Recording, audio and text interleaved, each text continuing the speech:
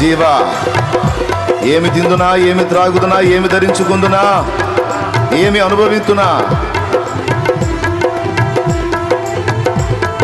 నా ప్రాణమా, నా జీవమా, తిను త్రాగు సుఖించు అన్నాడు ఒక అర్భకుడు. నీకు సమృద్ధి వచ్చిందిగా, రోజు తినటం త్రాగటం సుఖించటమే నీ పని జీవా అన్నాడు. దేవుడు దర్శించి ఈ రాత్రి అయిపోతుందిరా నీ జీవం అన్నాడు. కొంతసేపు కనబడి అంతలో మాయమైపోయి ఆవిరి వంటి వారే మీరు, మీ జీవం ఏ పాటిది అన్నాడు దేవుడు. అందుకే దేవుని సేవ, దేవుని సేవ,